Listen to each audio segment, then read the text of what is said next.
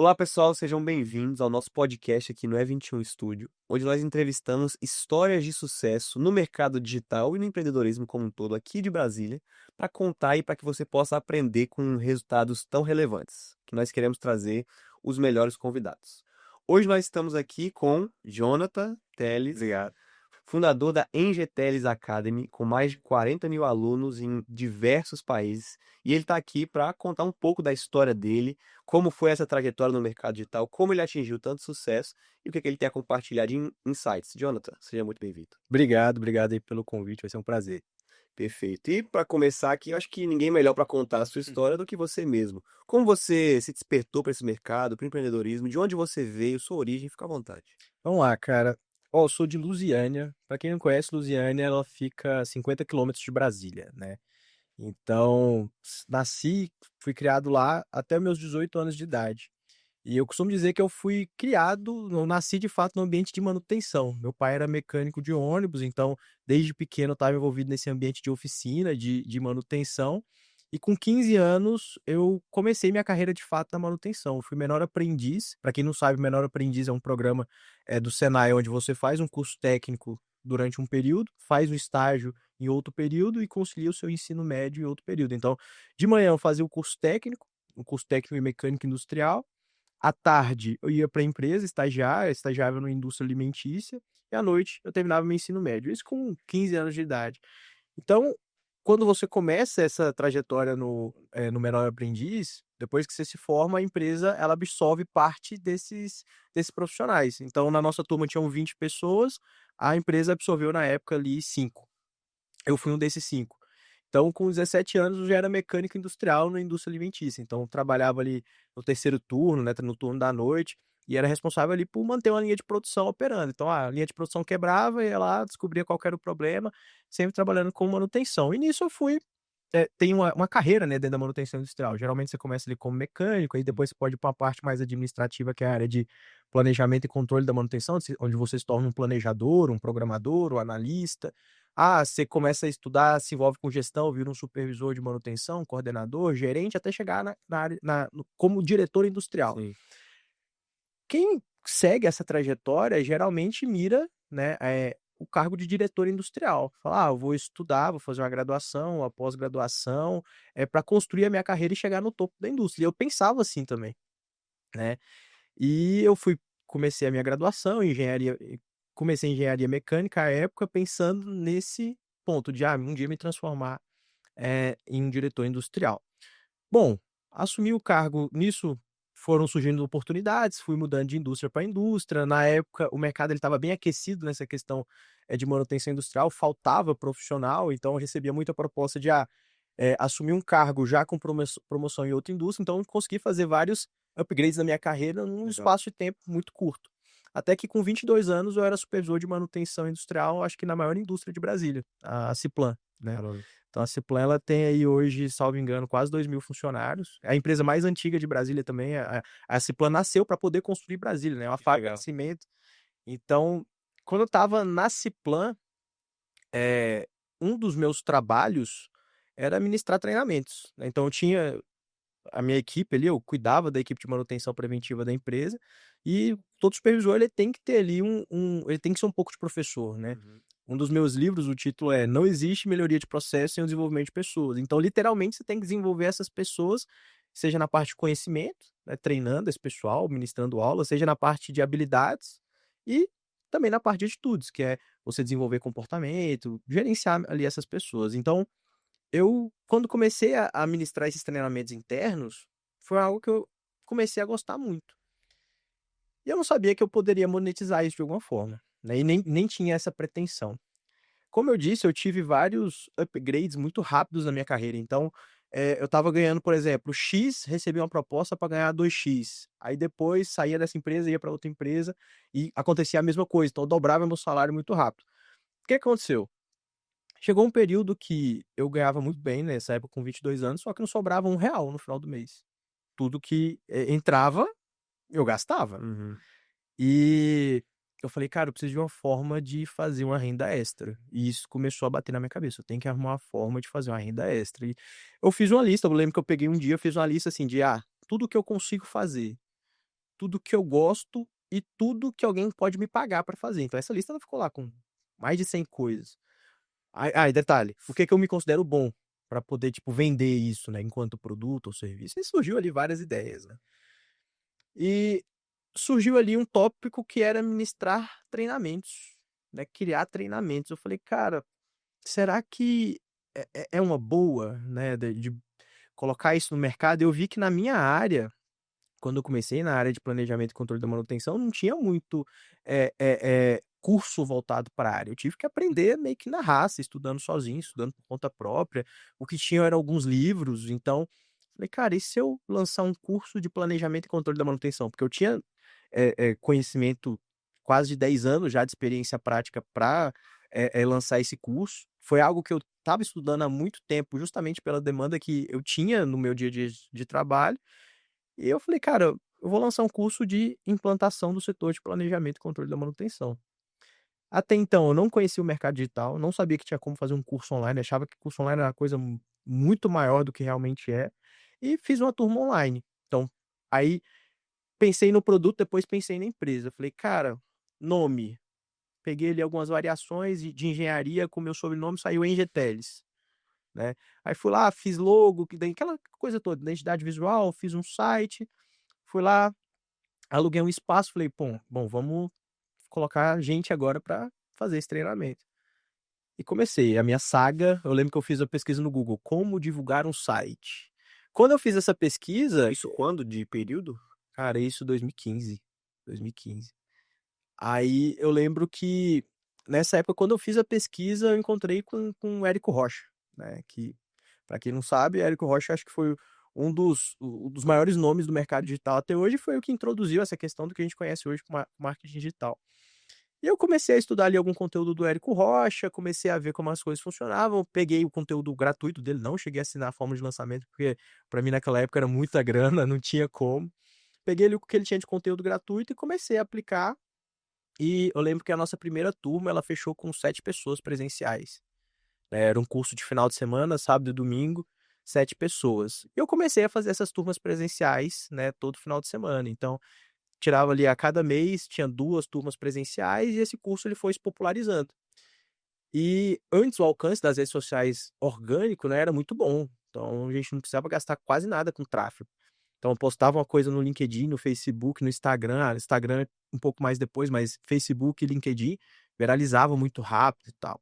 E lead 50 centavos, né, R$ 1. Era uma época que não volta mais nunca, né, então, nessa época, eh, a gente começou a ter ali, criar uma imagem que saía de Brasília, tipo, o pessoal de outros lugares do país começou a entrar em contato: "Ah, quando vai ter curso em São Paulo? Quando vai ter curso em Manaus?".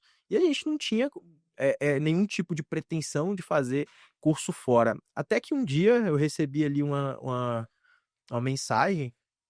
Na época eu fazia tudo, né, eu era a pessoa que fazia o curso, que cobrava, que recebia, que fazia toda a parte administrativa, que fazia toda a parte de marketing, que fazia atendimento. Aí na época eu recebi ali uma mensagem, de um cara de Xambioá, uma cidade remota, remota de tudo, perguntando se não tinha curso online. E eu tinha acabado de comprar um curso online que eu vi que a estrutura era muito simples, era um slide e a voz da pessoa. Eu falei: "Cara, eu vou gravar isso". Eu respondi pra ele no telefone: "Não, ainda não tem, mas semana que vem vai ter". Eu lembro que eu passei 3, 4 dias ali gravando aquele curso, subi as aulas na plataforma, aí no dia que ficou pronto eu liguei pra ele: "Ó, o curso tá pronto, pode, tá aqui o link e tal", e ele se inscreveu, é nosso aluno até hoje, né, e até hoje a gente tem um pouco de contato. E esse foi a primeira versão do nosso curso online. Aí eu fui estudar mais sobre o mercado digital, aí eu fui me interessar, ver como é que as coisas aconteciam e descobri que tinha uma metodologia, né, para fazer, venda desse tipo de produto, e a gente foi crescendo, sempre com o curso de PCM. Em paralelo ao curso online, a gente continuou com as turmas presenciais, só que agora rodando o Brasil, então a gente fez curso em todos os estados do Brasil, com exceção de Roraima e Acre. Então, de tempos em tempos, geralmente a cada 2 finais de semana, a gente estava em algum lugar do país levando um curso presencial e as turmas foram lotando. A gente fez aí turma com 20 pessoas, depois 30, depois 40, depois 50. Aí até que a gente começou a fazer turmas com limitadas até 100 pessoas, começou a lotar, até que um dia a gente fez uma turma que a gente teve que criar uma estrutura maior, que foi uma turma com 300 pessoas aí em São Paulo. E nisso, enquanto os cursos presenciais iam acontecendo, os cursos online também iam nascer. Então a empresa, ela criou corpo, ela nasceu. Então eu tive que, durante essa questão, eu tive que começar a contratar pessoas, né? Eu tive que ir atrás de gente para me ajudar. Então, eu fui montando a empresa, eu fui delegando aquilo que eu não gostava de fazer e aquilo que eu não era bom. Então, a primeira pessoa que eu deleguei foi a parte administrativa e financeira. A primeira pessoa foi contratar alguém para pegar o dinheiro que estava entrando e pagar as contas. Falar, ó, preciso pegar isso aqui, pagar, porque era algo que me estressava muito. Aí depois, gente para comercial, a gente montou uma estrutura comercial. Depois gente para marketing, a gente montou uma equipe de marketing. Aí depois gente para me ajudar na parte técnica. Porque o que é que acontece? Com o sucesso dos cursos, eu também, nesse meio tempo, eu fazia consultoria para as indústrias. Então, a cada turma que a gente fazia, seja presencial ou seja online, tinha uma demanda muito alta de consultoria. Então, fazia uma turma, saía dali com 10, 15 contatos para visitar, para falar de consultoria. Então, minha agenda foi ficando cada vez mais sufocada. Eu comecei a trazer outros especialistas para dentro da empresa. Até que a gente chegou onde a gente está hoje, que é o quê? Hoje a Ingeteles ela é a maior escola da América Latina nesse segmento, né, na área de gestão da manutenção. E nós somos um pequeno grupo. Embaixo do guarda-chuva são 3 empresas, a Ingeteles Academy, que é a parte de escola, que tem 40 cursos ali dentro, mais de 40.000 alunos, a gente tem aluno em 101 países, né, maioria brasileira, obviamente morando fora, mas a gente tem uma presença muito forte na Angola, em Moçambique, em Portugal. Nós temos uma editora que nasceu para atender a nossa demanda, então quando eu fui lançar meu primeiro livro em 2017, o livro estava pronto, eu fui nas editoras que tinham no mercado à disposição e assim, a gente não achei nenhuma editora que de fato me conquistou, sabe, para lançar o livro. Falei, cara, como é que abre uma editora? A gente foi atrás. Então lancei meu primeiro livro, depois o segundo, o terceiro, o quarto, e hoje a gente tem diversos autores que lançam com a gente também, e esses livros, além da gente vender para o público externo, também são materiais didáticos da nossa escola. E tem a parte de consultoria. Então, hoje, óbvio, um processo muito mais afunilado, né, para administrar essa demanda, mas são esses 3 pontos que a gente tem dentro da empresa. Poxa, que legal, cara. É uma baita história, acho que tem muita coisa pra gente Uhum. poder abordar aqui. Eu queria voltar lá no início, você falou que começou eh, todo esse processo na indústria. Quais são alguns princípios que você diria que você aprendeu nesse seu tempo como CLT, como funcionário, que te guiaram no momento que você teve seu próprio grupo, sua própria empresa? Você pode contar? Cara, acho que a principal coisa que eu carrego comigo, e isso foi forjado dentro da indústria, é que você tem que dar um jeito. Não tem como você não dar um jeito, você tem que achar a solução. Como eu disse, né, com 17 anos, eu era mecânico industrial responsável por uma linha de produção num terceiro turno. Então, eu entrava 10 horas da noite e saía 6 horas da manhã da planta. Então, da mesma condição que eu, tinha várias pessoas cuidando das suas próprias linhas, das suas próprias máquinas.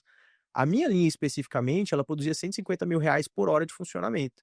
Então, quando ela quebrava, a cada hora parada era tipo assim, 150 mil que você deixa de produzir. Então, é um ambiente que tem muita pressão. Então, por mais que você é treinado, por mais que você é um profissional que tem um tipo de conhecimento, e detalhe, eu estava no início da minha carreira ali, né, com 17 anos, você tem que dar seu jeito. Ali não tem para quem se ligar, ali não tem para quem você pedir muita informação. Óbvio que você tem ali colegas que te ajudam, mas você é o responsável, você tem que dar um jeito. Então, com certeza, tudo que eu faço hoje, quando a gente se depara com um problema, eu lembro claramente da indústria, falar, cara, isso aqui não é nada perto do que assim a gente já passou, porque hoje é uma pressão que eu administro. Eu sou dono do negócio. Então, assim, é uma coisa que eu consigo gerenciar, eu consigo manipular. Agora, naquela época, eu tinha uma pressão gigantesca, que era a pressão da própria indústria, a pressão do mercado, né. E assim, se eu não ab e é uma habilidade que você tem que desenvolver, se você não desenvolvesse isso naquele momento, você não era um profissional bom o suficiente para estar ali, de plantão para tocar uma linha de produção, entende. Então essa, com certeza, foi a melhor habilidade que eu poderia ter desenvolvido. Teve algum momento que você percebeu que você estava assim preparado para lidar com essa pressão? Porque tem pessoas que na pressão quebram e outras pessoas que crescem na pressão. Em que momento específico, alguma história que você percebeu, caramba, eu consigo lidar com isso aqui? Você fala já como dono do meu negócio? Até lá atrás, aquele primeiro momento que você estava lidando com uma pressão grande, você falou, caramba, eu consegui lidar com isso aqui. Cara, pra falar muita verdade, sempre foi ao contrário. Eu sempre tive a sensação de que, assim, que não era bom o suficiente para lidar com aquilo, sabe? Aí depois fui ver que era questão de estar fazendo a comparação errada, me comparar com talvez um colega mais experiente e tal. Quando eu assumi a minha empresa, eu tinha muito medo, principalmente das questões financeiras, principalmente quando você começa a contratar, né? Então, eu demorei muito a fazer, por exemplo, a primeira distribuição de lucro. Já, eu já tinha uma empresa de sucesso, eu tinha um caixa grande e andava num carro ano 97 em 2017, pra você ter noção. Caramba. Então, assim, eu demorei muito a entender que eu poderia fazer esse tipo de retirada, entender que a empresa estava ali para me beneficiar. E eu não teve nenhum momento que eu falei assim: "Pô, eu sou totalmente capaz de gerenciar isso aqui". Mas eu sempre fui um pouco, destemido, sabe, eu sempre arrisquei muito a questão das turmas presenciais mesmo. Ah, olhava assim: "Cara, onde a gente tem uma possível demanda?". Ah, Manaus. Cara, nunca tinha ido a Manaus, não conhecia ninguém em Manaus, então resolvia tudo pela internet, alugava uma sala, abria uma turma lá e aquela coisa, a partir do momento que você abre uma turma presencial, você já sai, no negativo, algumas dezenas de milhares de reais no negativo, então você vai ter que conquistar a gente, colocar a gente dentro daquela sala para fazer o treinamento virar. Então assim, teve várias vezes que eu fui atrás e vi que realmente eu tinha um apetite a risco maior, entendeu? Uhum. E isso com certeza veio da indústria. Que legal, cara. Você falou do momento que você sentou, listou benefícios, listou coisas que as pessoas Hum, poderiam te pagar e um processo bem inteligente de sim. definição de propósito. É algo que as pessoas se perdem muito, às vezes, antes de começar um negócio. Poxa, o que que as pessoas vão me pagar? O que que eu sou bom? Uhum. Como que foi esse seu processo de decisão e o que você poderia compartilhar para quem talvez seja perdido? Precisa de algo assim. Cara, vamos lá, foi meio inconsciente, né, eu comecei a listar ideias. E eu à época eu nem sabia o que que era, mas desde pequeno eu sempre tive uma visão um pouco empreendedora. Talvez porque, meus avós sempre foram donos de bar e eu via, assim, que eles, sempre estavam "inovando", entre aspas, trazendo alguma coisa para dentro do bar para movimentar. Então, quando criança na escola eu cheguei a vender balinha, paçoca nos intervalos, já vendi caneta na porta de escola que estava tendo concurso público. Eh, assim que eu conheci minha esposa, a gente vendeu sandalinha, ia em algum lugar, comprava rasteirinha barata e, tipo, vendia na época pelo Facebook. Então eu fiz uma lista de coisas que eu poderia ganhar dinheiro. Então, compra e venda de alguma coisa. Eu sempre acreditei muito que se você comprar algo barato, conseguir colocar uma margem em cima daquilo ali e não ter medo, né, ter coragem de ir pra rua vender aquilo, acho que é a fórmula que qualquer um consegue ganhar dinheiro. Então eu listei muito dessas coisas e depois serviço, que é o que eu acredito muito também. Se você consegue prestar algum tipo de serviço, que é muito fácil você escalar serviço. Ah, eu tenho aqui um serviço, sei lá, de eletricista. Então eu fiz o meu nome como eletricista, agora eu preciso achar outro cara que faça aquilo tão bem quanto eu, para eu poder colocar esse cara no mercado para atender mais gente e a minha empresa ganhar. Então, vários tipos de prestação de serviço, desde a minha área de manutenção, né, o que que eu consigo consertar que eu ganho dinheiro, até que chegou na parte um pouco mais técnica. Eu manjava muito de AutoCAD, que é um software para desenho, né, desenho técnico. Falei: se eu começar a pegar serviço de desenhista, projetista e tal. Eu comecei a listar isso, aí passou pelo AutoCAD até que chegou na questão dos treinamentos. A hora que chegou na parte de treinamentos, me acendeu uma luz.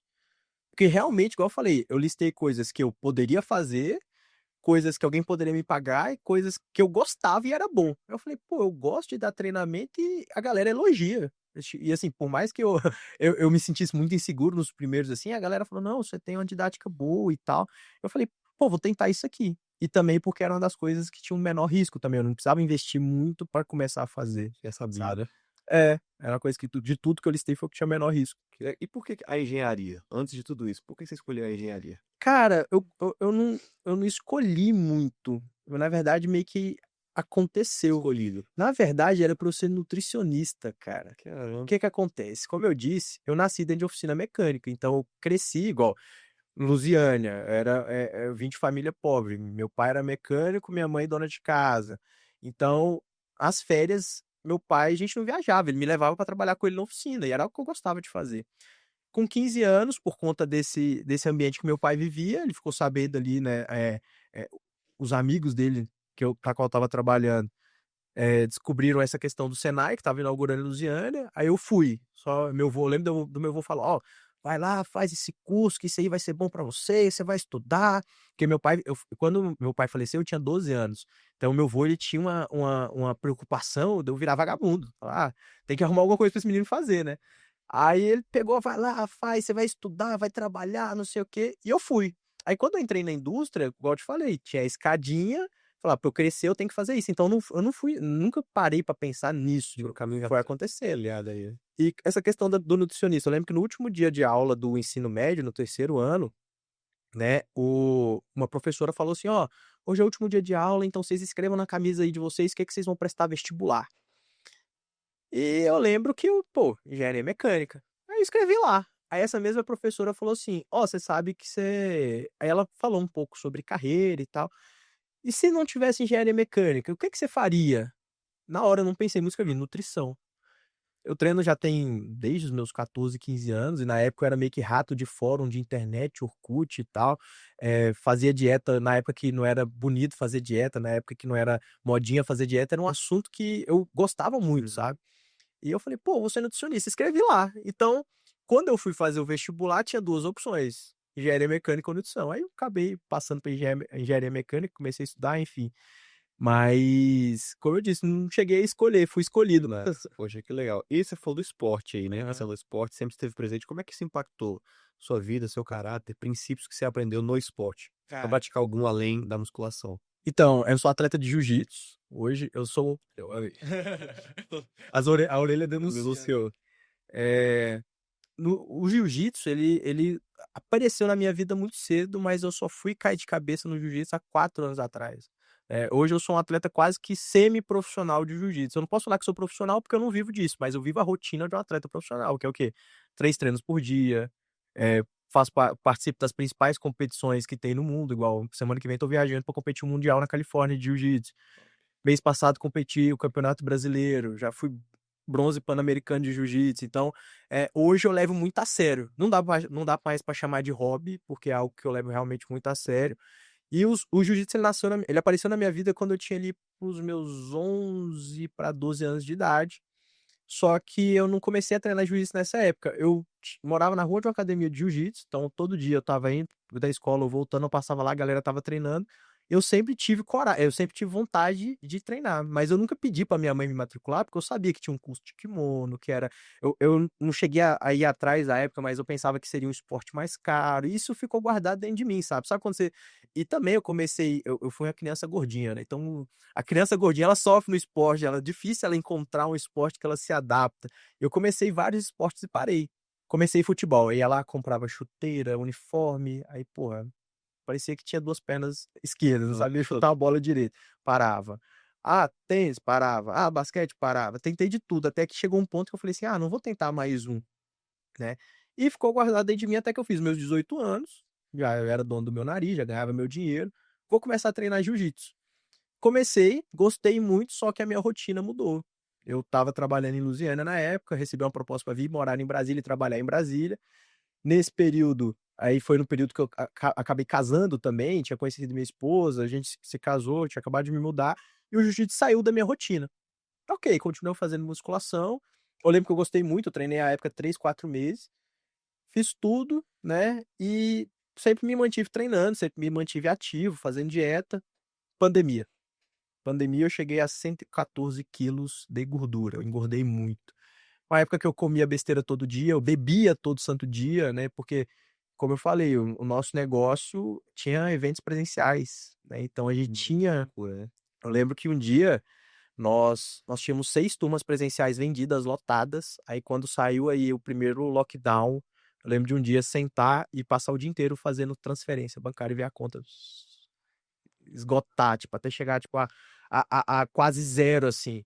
6 turmas lotadas, assim, ó. E detalhe, já tinha pago o custo de salas, emitido nota fiscal, pago imposto, todo tipo de serviço que tinha para contratar, passagem aérea. Então, assim, foi um dia que eu. Então, nesse período de pandemia, para mim foi muito difícil. Aí comia muito, parei de treinar, bebia demais, bebia todo santo dia. E quando a pandemia passou, eu voltei a treinar, eu falei, cara, eu preciso de alguma coisa que impulsione isso, eu preciso treinar mais, eu preciso de um gasto calórico maior. Eu lembrei do jiu-jitsu. Falei, cara, na época eu treinava jiu-jitsu, eu saía do jiu-jitsu morto, era um esporte de alta intensidade. Tinha uma academia de jiu-jitsu na rua da minha casa, na rua de cima do meu escritório. Fui lá, mandei mensagem, é a academia Gracie Barra, então, tipo, eu já conhecia a metodologia, que era a mesma academia que eu treinava, a mesma bandeira que eu treinava em Lusiânia. Mandei mensagem e tal, fui lá, comecei a treinar, nunca mais parei.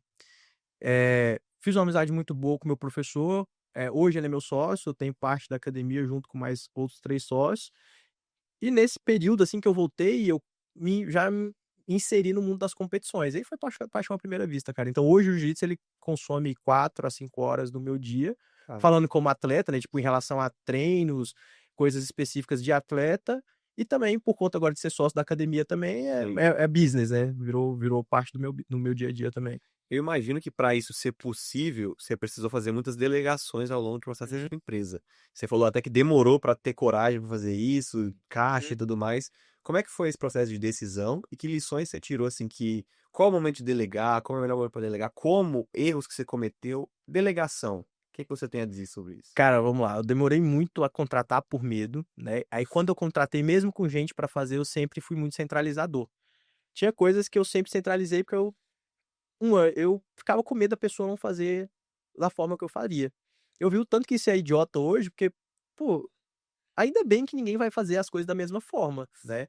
Então, primeira coisa que eu percebi, assim, que eu errei demais foi demorar a delegar, não delegar coisas que são completamente delegáveis. Tem uma ferramenta que eu uso hoje que chama matriz de Eisenhower. Aquilo que é importante e urgente, você faz. Né. Aquilo que é importante, mas não é urgente, você vai lá e você agenda um período para fazer na sua agenda. Aquilo que é urgente, mas não é importante para você, estrategicamente falando, é algo mais operacional, mais tático, delega. Não é importante nem urgente, cara, não tem porque ninguém da empresa tá pensando nisso, entendeu. Então hoje eu meio que faço esse joguinho meio que mental, falar: "Ah, isso aqui fulano faz, isso aqui ciclano faz", mas acho que o maior erro que eu cometi foi, eh ter centralizado muitas coisas. Eu acho que a gente deixou de crescer várias vezes com medo. Uma das coisas que eu demorei muito a terceirizar, a delegar, foram os treinamentos, porque hoje, dos 40 cursos, como eu falei, 25 em média, eu sou o expert principal. Se eu tivesse, talvez menos vaidade nessa época e não tivesse colocado tanto preciosismo nisso, fosse atrás de gente boa e colocar assim, ó, dos 40 treinamentos, talvez 10 eu fiz e os outros 30 são outros ROS. Com certeza a gente estaria maior. Tanto que hoje eu penso assim, né, vamos lançar um treinamento. Quem que é a melhor pessoa do mercado para falar sobre esse tema? A gente vai atrás desse cara, entendeu? Então hoje o maior erro com certeza foi esse. Que legal. Isso passa muito por investimento e reinvestimento na Uhum. empresa. Como é que você enxerga esse balanço de, poxa, a empresa está aqui para me dar lucro, para me dar uma fonte de renda, e ela precisa de caixa e dinheiro para crescer. Como é que você lida com reinvestimento para crescimento? Vamos lá, primeira coisa, né, que muito empresário erra nisso? Tem cara que ele não define um salário para ele, então ele vive de distribuição de lucro, isso é perigoso, porque tem mês que ele vai lá, trimestre que ele vai lá, distribui tudo que tem de lucro, aí o cara vai lá, viaja para fora, troca de carro, compra casa, não sei o quê. O que que eu fiz? Eu estipulei faixas salariais para mim, né, que eu conseguisse obviamente ter uma vida confortável, mas que fosse algo dentro de uma média de mercado para alguma pessoa que fosse fazer o que eu faço hoje dentro da minha empresa, fosse algo equivalente. Então, fui lá, coloquei uma faixa salarial que me garantia essa segurança, né, dentro do que a empresa já estava acostumada a faturar, e a cada trimestre tem aí as distribuições de lucro. Como que acontece a distribuição de lucro? Tive o faturamento, tirei todos os custos, sobrou ali o que a gente chama ali de lucro líquido no final. Esse lucro líquido, parte vai para uma reserva financeira da empresa, outra parte vai para um plano de reinvestimento que a gente tem. Né, ou questões que a gente pensa em investir, igual nós temos um estúdio. Então, montar o estúdio, a gente falou: "Ó, cara, a gente precisa ter um estúdio aqui. Quanto que a gente vai gastar para fazer o estúdio? Tanto". Então, isso é um planinho que e todo ano, né, em meados de outubro, setembro, outubro, a gente faz o orçamento do próximo ano. Então, esse parte desse lucro vai para investimento. Aquilo que sobra, né, já tirando o caixa da empresa, reserva, o plano de investimento, é algo que eu possa distribuir. Aí eu distribuo, né. Nossa. A a o investimento em si, ele acontece, por exemplo, a gente precisa fazer mais aquisição de mídia. Então, nosso orçamento de tráfego, ele vai aumentar. Então, beleza. Então, já parte do dinheiro que está direcionado para tráfego, a gente não vai fazer nada além disso, a não ser tráfego, né? Então, a gente separa tudo em caixinhas diferentes, digamos assim. Aquilo que sobra depois, no final do exercício, atingimos os objetivos, distribui. Nossa, muito legal. Isso passa também muito por uma gestão de processos muito eficiente. Uhum. E sempre esteve claro para você desde o início ou foi algo que você precisou desenvolver ao longo da companhia? Cara, já viu aquela expressão casa de ferreiro, espeto de pau? Aham. Pois é, nossa consultoria, nossos treinamentos eram sobre planejamento. Só que, como eu falei, no começo Já era eu sozinho, então ia acontecendo. Então, Caramba. até que chegou o primeiro momento onde a gente começou a contratar, aí, pô, você tem que estruturar agora o processo, né? Por mais que você saiba fazer tudo ali, você ensina para a pessoa, ela tem vários pontos onde ela pode errar. Então, você tem que escrever aquilo que faz, você ou grava um vídeo ensinando, coloca ali formas das coisas acontecerem e você vai formatando o processo, né? Então, o que que a gente fez? Como a gente é uma empresa pequena, uma startup, digamos assim, né, que tem um volume de crescimento muito rápido, a gente focou em ferramentas de tecnologia para poder ter a escala e os processos eles manterem ali, né, a sua essência e não ser mais uma alavanca do que travar. Porque tem gente que, leva uma semana para escrever um processo e depois mais um mês para pessoas treinar as pessoas no processo, e aí quando vai começar a fazer aquele processo já surgiu outra coisa que aquilo ali não serve mais para nada. Então, a gente focou nisso e foi estruturando processos principais, deu autonomia para quem a gente achava que tinha que dar autonomia para resolver essas coisas, e assim a gente segue até hoje. Mas as questões principais hoje a gente tem um processo muito claro. E como é que funciona o método desses processos? Como é que você estabelece isso? Vamos lá. Tudo aquilo que a gente tem que fazer mais que uma vez tem que ter um padrão. Isso é ponto, isso é um fato. Então, vamos falar das coisas que são mais rotineiras pra gente, que são os lançamentos. Como eu falei, a gente tem 2 lançamentos por mês, então o processo de lançamento vai desde a definição da ideia do que vai lançar, do quando vai lançar, até achar o público-alvo, é questão de como vai ser esse lançamento, se vai ser através de 4 CPLs, se vai ser gravado, se vai ser ao vivo. Então, a gente estruturou isso tudo em um único documento, onde a gente senta e preenche. Quando a gente preenche isso, a gente usa muito o Kanban, né, do Trello, por exemplo. O Trello é um Kanban digital. O que que a gente está fazendo, né, o que precisa ser feito, o que que a gente está fazendo agora e o que já foi feito, concluído. E a gente coloca isso dentro desse Kanban. Esse é um exemplo. Processo de pagamentos, por exemplo. Foi a primeira coisa que eu deleguei, porque é uma coisa que eu odiava mexer. Cara, um pagamento ele vem de uma compra, então para eu estruturar um processo de pagamento, eu tenho que estruturar um processo de compra, que é o quê? Só compro de quem após eu ter feito, por exemplo, 3 cotações. Dessas 3 cotações, elas têm que me atender custo, prazo para pagamento e questão de qualidade. Então, em cima disso, eu estruturo, prazo de pagamento, não compro de ninguém, né, obviamente dependendo do produto e serviço que a gente está falando, não compro de ninguém que não me dê um prazo de mínimo de 15 dias. Da mesma forma que eu não vendo para ninguém que me pague além de 15 dias, né? Porque aí eu mantenho um fluxo de caixa positivo. Ah, uma vez que foi feita essa compra, dentro do processo de compra, agora, como que isso cai para ser feito o pagamento? Então tem um sistema que a gente joga lá e é tudo documentado, entendeu? Então, dentro dessas partes, aquilo que é importante que a gente faz mais uma vez, tem que ter um documento mesmo que mostra isso. Legal. E processo não existe sem pessoas para executar esses Uhum. processos, né? Diria que a coisa mais importante que existe na vida de uma empresa são as pessoas que trabalham nela, Sim. que elas que fazem acontecer.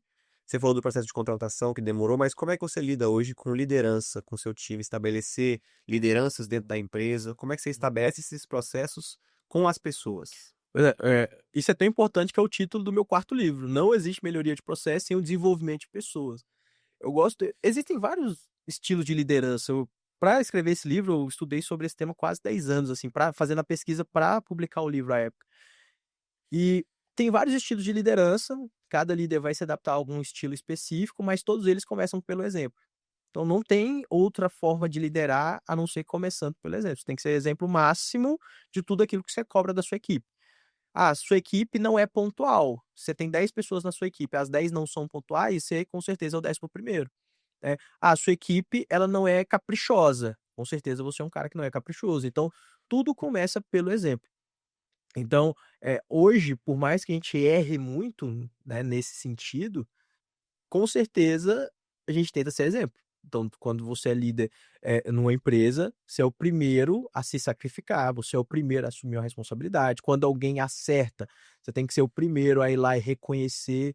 Então, todo mundo quer ser líder até descobrir o que é que um líder tem que fazer, né? Hoje, olhando para o meu estilo de liderança, eu sou um estilo de liderança um pouco mais professor. Eu acho que justamente por ter essa skin de professor, né, dentro dos treinamentos, ser expert, eu acho que a forma mais fácil que eu acho de liderar é ensinando, mostrando o caminho, tendo a tolerância a erros um pouquinho maior do que a média, acaba passando por isso. Que legal, cara, que legal. E é uma estrutura que dá pra ver que quando ela acontece de forma eficiente, realmente gera resultado. Qual que você diria que é a característica principal de um líder, de um CEO de uma empresa que ele precisa desenvolver, se não tiver naturalmente? Comunicação, sem sombra de dúvidas, comunicação. Eh, a gente erra muito em não saber se comunicar com a equipe, com os nossos pares, com os nossos superiores. Então, a principal skill que um líder tem que começar a trabalhar é a sua comunicação. E tem gente que acha que se comunicar bem é falar bem, mas não é. Tem um estudo de um cara chamado Albert Mehrabian. Ele fez esse estudo em 1967. Ele descobriu que as palavras têm impacto de somente em 7% da eficiência da comunicação. 55% da eficiência da comunicação está no seu tom de voz, por exemplo. O resto está na sua linguagem corporal. Então, 93% da eficiência da comunicação é tom de voz e linguagem corporal. 7% é aquilo que se fala.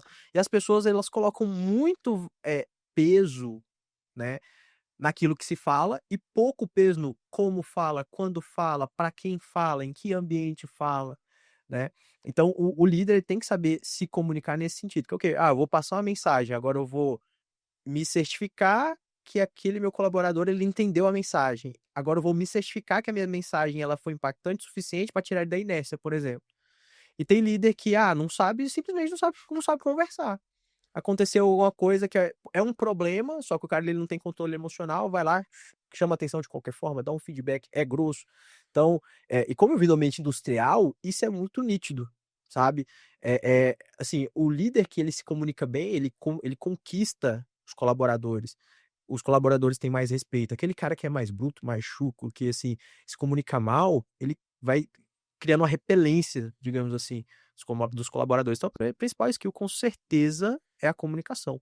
Entendi. E, poxa, beleza, tô te assistindo aqui, Uhum. entendi o que você falou. Cara, eu preciso saber me comunicar, mas eu não sei, Jonathan, não faço ideia como me comunico. Meus funcionários não me respeitam. O que que eu faço? Cara, vamos lá. Eh, tem gente que acha que liderança é talento, né, liderança é dom, que alguém nasceu para ser líder.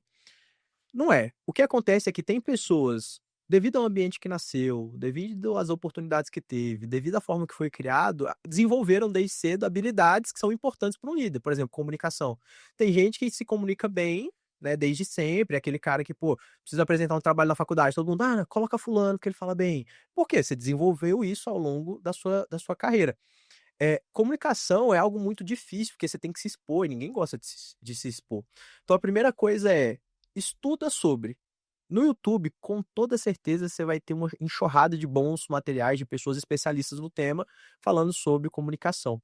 Eu sempre fui muito tímido, né, eu fui uma criança tímida, porque, cara, filho único, pobre, estudando em colégio particular, gordo, feio, então assim, eu não tinha o porquê me expor. Não era vantagem nenhuma pra mim me expor, eu sempre fui retraído, né, eu sempre fui tímido. E eu lembro que uma vez eu assisti no programa do Jô, cara, isso eu era criança, 1900 e lá vai bolinha, tinha um fonoaudiólogo lá, nunca esqueci o nome do cara, Simon Weintraub, carioca. Ele falando: "Ó, quem quer aprender a falar em público não tem outra forma a não ser falando. Você tem que treinar, você tem que se expor. Você que fica com medo de errar falando em público, é que o seu ego é muito grande, você é muito vaidoso. Você pode errar, as pessoas vai passar ali 5 minutos, 10 minutos, ninguém lembra de você mais". Eu fiquei com isso na cabeça ali. Então toda vez que você tiver a oportunidade de falar em público, você tem que aproveitar. Beleza, fui para o Senai, aí um dia a gente tá lá tendo aula, aí o professor chegou e falou: "Gente, a Rede Globo tá aí, eles querem fazer uma entrevista com algum aluno, quem quer?". Eu que eu lembrei do cara na hora. Essa entrevista, se pesquisar no YouTube, tem lá e tal.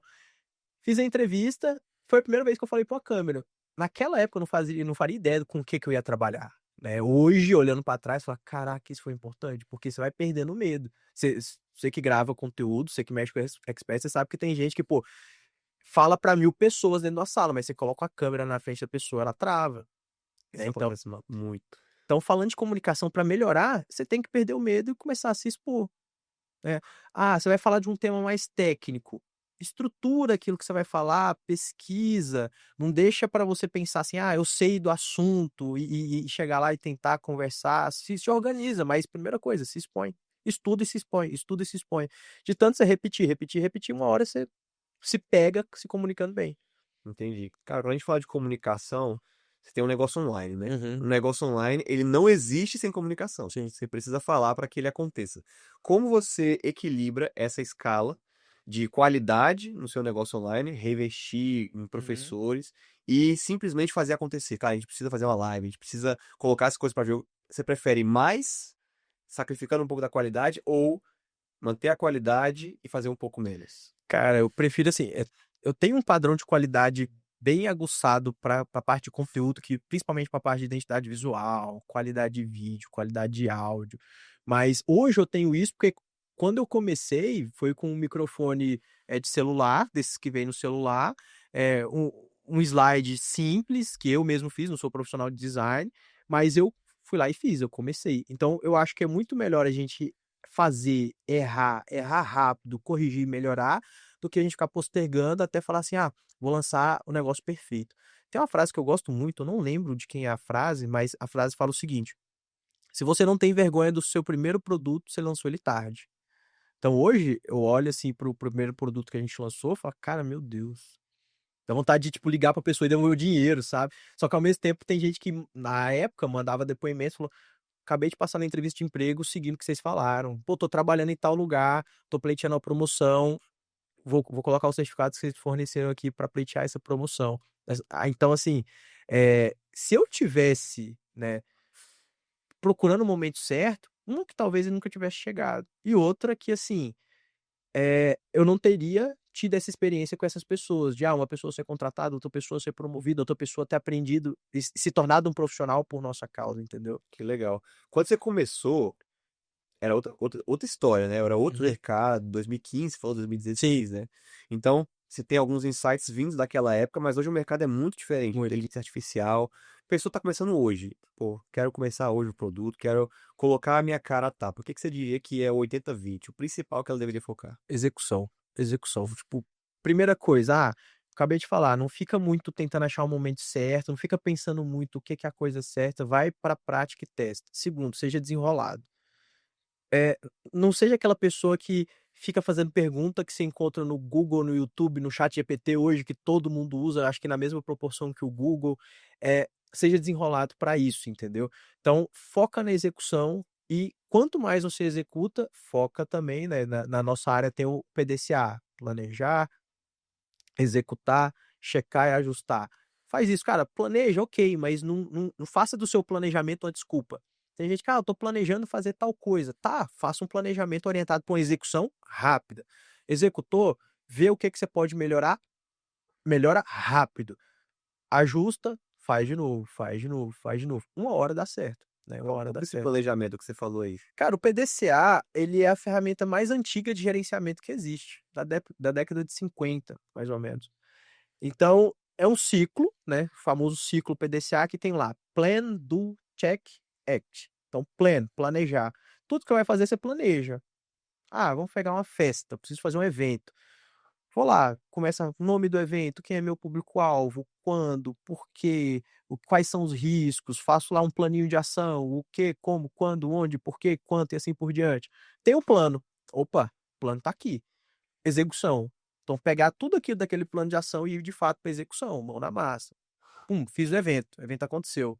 Ajuste, agora eu olho, né, para aquele evento e vejo, a meta que a gente tinha proposto, ela foi atingida? A qualidade, o que que aconteceu que não estava previsto? O que que foi bom que aconteceu que a gente pode melhorar?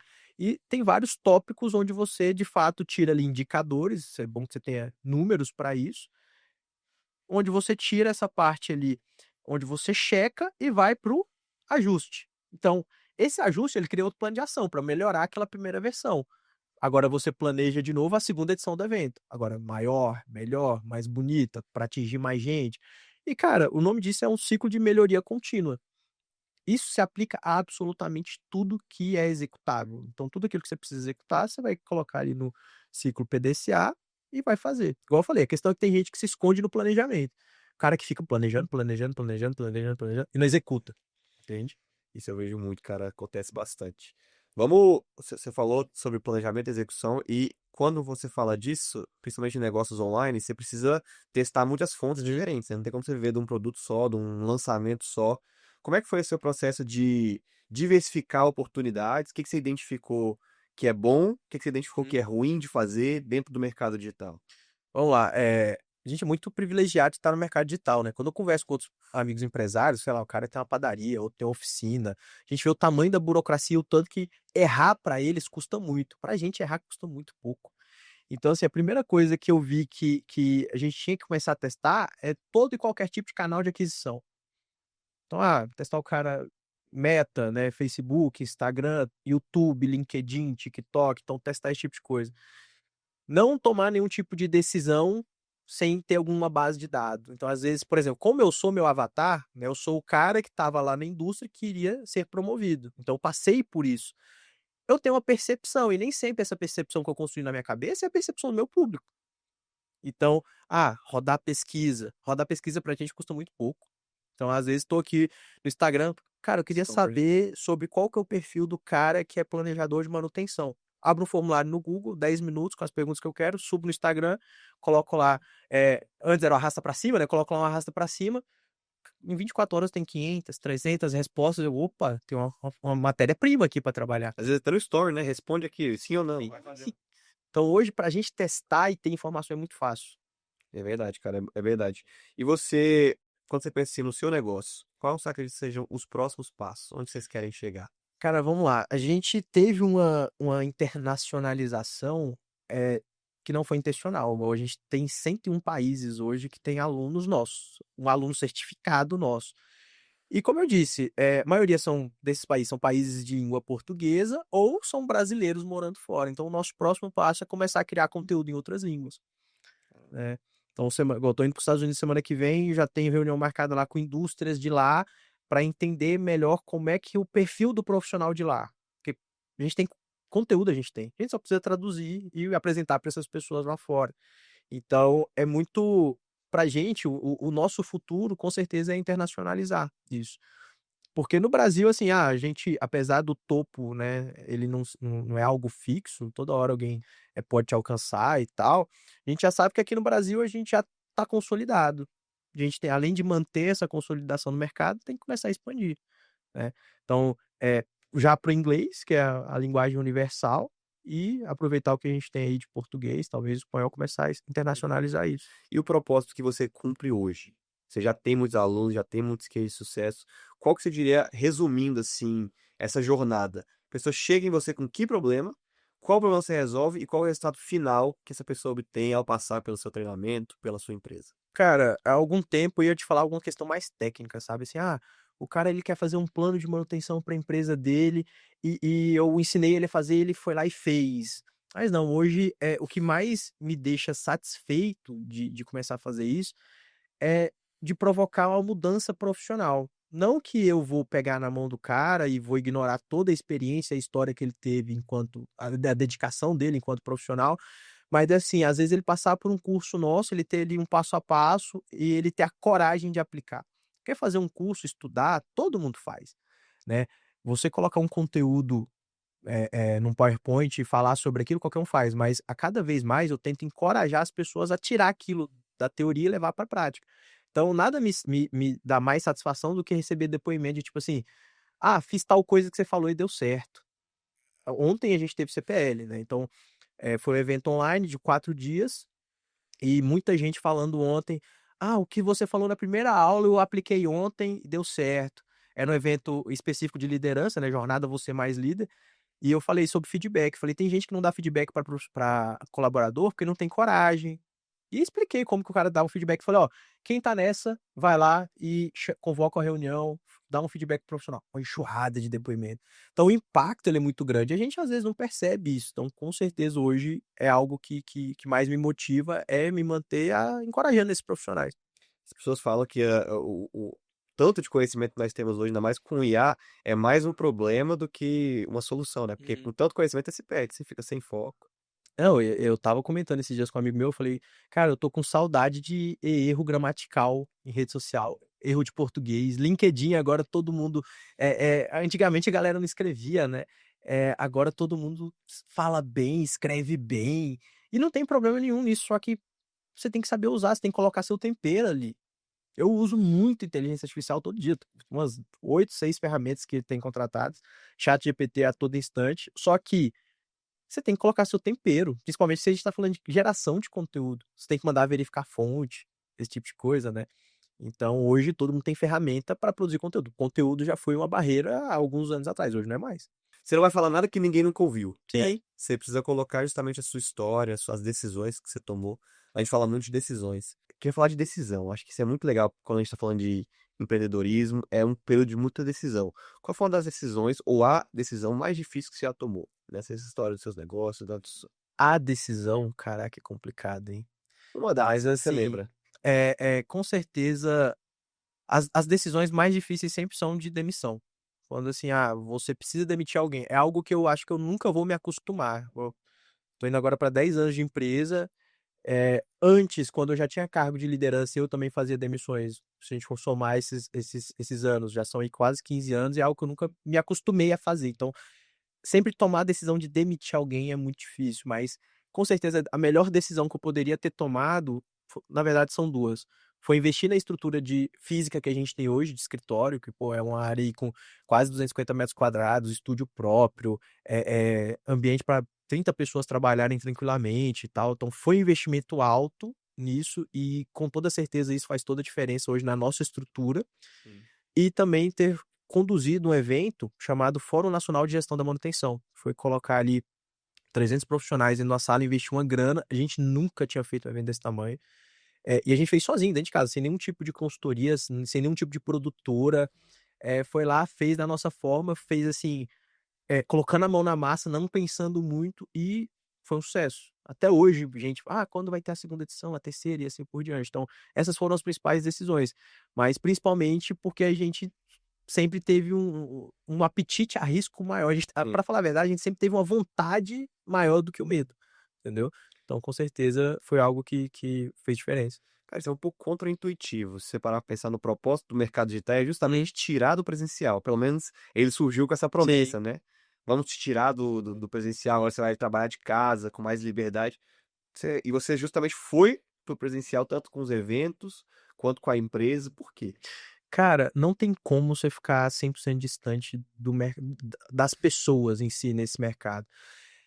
Pode prestar atenção, todo mundo que foi para o mercado digital como uma fuga, não cresceu. Tipo, chegou num patamar, quebrou. Hoje, quanto mais você cresce, mais você tem que se estruturar como empresa. E empresa, você depende dela funcionando.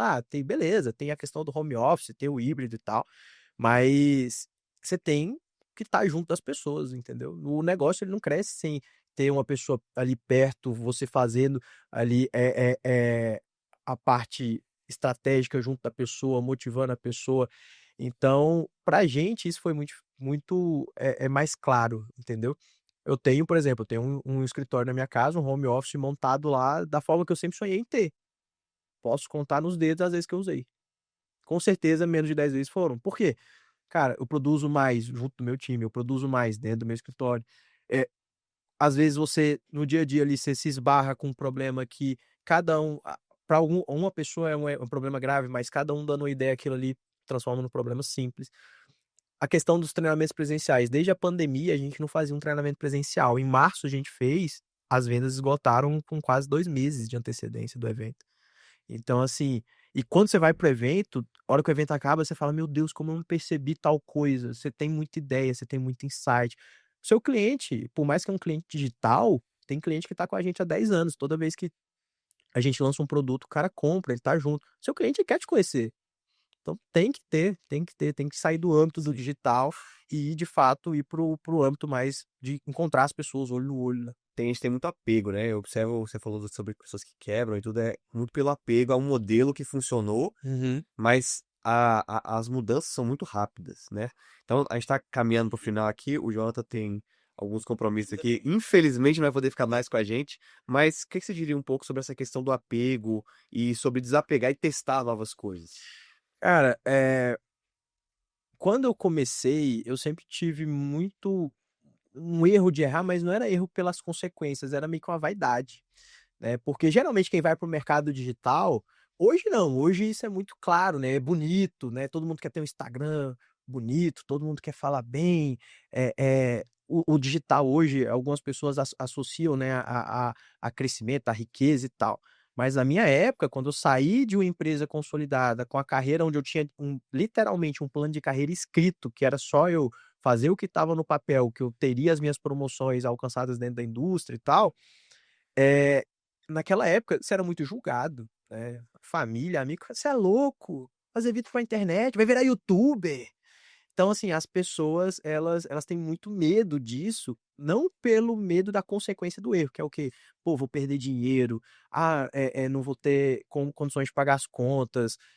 Ela tem medo muito mais do julgamento. "Ah, fulano falou que eu não ia dar certo e realmente não deu, e se eu fizer, e o que que eu vou falar para o fulano, o que que eu vou falar para o ciclano?". Então, com certeza, se a pessoa deixar isso de lado e começar a pensar assim: "Cara, e se der errado, o que que eu posso fazer para fazer dar certo?", né, com certeza as ações que ela vai tomar vão ser diferentes. Cara, a gente tá aqui acho que há mais de uma hora, né? E eu sinto que nem começou ainda. Poderia falar Marcar mais. muito mais coisa, mas eu queria deixar assim como recado final e como finalização que você dissesse quem é o Jonathan, Uhum. por que que você tá aqui, para que as pessoas entendam o porquê que elas deveriam te seguir, por que que elas deveriam te ouvir. Cara, vamos lá. O Jonathan, como eu falei, foi um menino que saiu do interior de Goiás, filho de mecânico, filho de dona de casa, para hoje, ser um profissional reconhecido, né, na minha área. Eu poderia citar número de faturamento, eu poderia, igual eu citei número de aluno, poderia citar várias conquistas assim, mas o que eu achei hoje dentro do meu mercado é que eu sou um profissional que é reconhecido, que eu consigo, de fato, atender bem meus clientes, que eu consigo colher bons depoimentos de clientes que realmente o que eu fiz deu certo, o que eu fiz deu resultado. E tudo isso eu conquistei através de, do mercado digital e 2 colocando a minha cara a tapa, né. Não tendo medo de que as pessoas fossem falar, não tendo medo de o que as pessoas pudessem, talvez achar.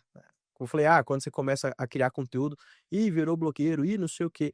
Cara, eu não vou falar que isso não me incomodar, mas sempre incomodou, mas eu sempre pensei assim: "Cara, se é algo que a pessoa tá usando de chacota, certamente ela não tem coragem de fazer. Então, se ela não tem coragem de fazer, a parte de quem tem coragem, quem faz é muito menor. Então, lá a concorrência vai ser menor". Então, assim, hoje eu posso dizer que eu tenho algum sucesso nessa área, depois de conquistar mais de 40.000 alunos, e com certeza o meu propósito hoje é transformar mais profissionais, principalmente através os profissionais da indústria, que foi de onde eu saí, a alcançarem aquilo que eles querem, né, serem promovidos, serem bem reconhecidos, bem remunerados nas áreas que eles desempenham seu papel. Você tem alguma frase para finalizar isso? Alguma frase que te marcou ao longo da sua vida? Cara, eu sou um cara que eu gosto muito de frase, então, assim, eu tenho um bloco de nota com as frases que eu gosto, que eu acho que realmente essas frases, assim, tem gente que chama de frase de autoajuda, né, eu gosto, é uma parada que eu acho que dá uma motivada.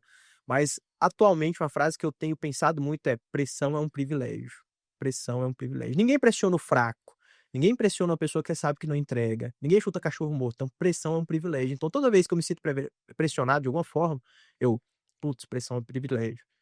Você não tem como se sentir pressionado, por exemplo, com uma obra que você está construindo na sua casa, aí você falar assim: "Putz, eu não sei se eu vou conseguir acabar isso". Pressão, privilégio, tem gente que não tem casa para morar.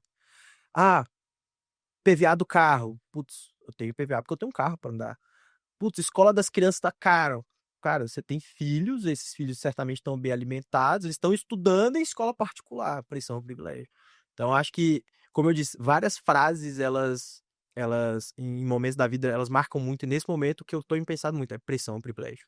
Perfeito, cara. Jonathan, Obrigado. Muito obrigado, foi um prazer tê-lo aqui. Valeu. Sigam aí o Jonathan no Instagram, Ó, meu Instagram pessoal, @jonathan.teles e o Instagram da empresa, @engeteles.oficial.